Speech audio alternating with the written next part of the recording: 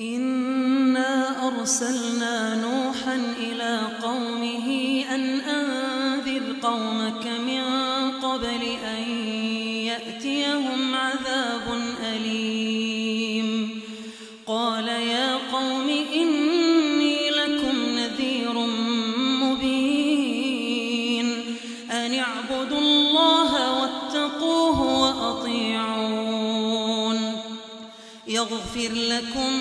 من ذنوبكم ويؤخركم إلى أجل مسمى إن أجل الله إذا جاء لا يؤخر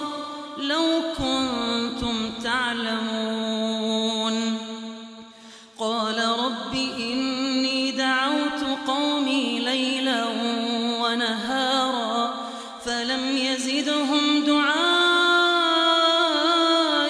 إلا فرارا وإني كلما دعوتهم لتغفر لهم جعلوا أصابعهم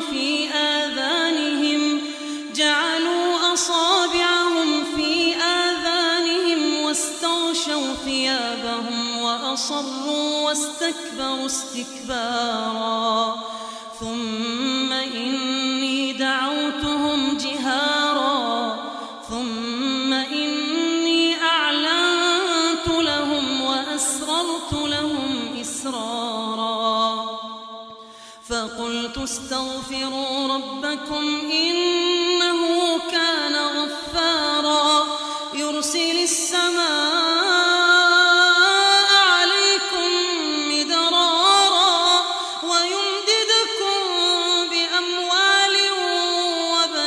وبنين ويجعل لكم جنات ويجعل لكم أنهارا ما لكم لا ترجون لله وقارا وقد خلقكم أطوارا ألم تروا كيف خلق الله 7 سماوات طباقا وجعل القمر فيهن نورا وجعل الشمس سراجا والله أنبتكم من الأرض نباتا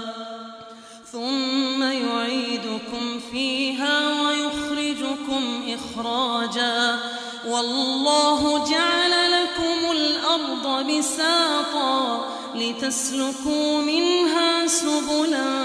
فجاجا. قال نوح رب إنهم عصوني واتبعوا من لم يزده ماله وولده إلا خسارا ومكروا مكرا كبارا وقالوا لا تذرن آلهتكم ولا تذرن ودا ولا سواعا ولا يغوث ويعوق ونسرا وقد أضلوا كثيرا ولا تزد الظالمين إلا ضلالا مما خطيئاتهم أغرقوا فأدخلوا نارا فلم يجدوا لهم من دون الله أنصارا مما خطيئاتهم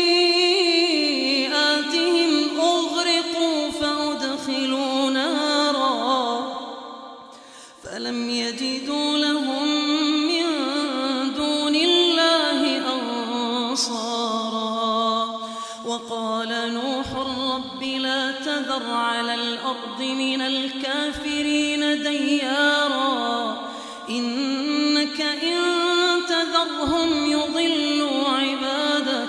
ولا يلدوا إلا فاجرا كفارا. رب اغفر لي ولوالدي ولمن دخل بيتي مؤمنا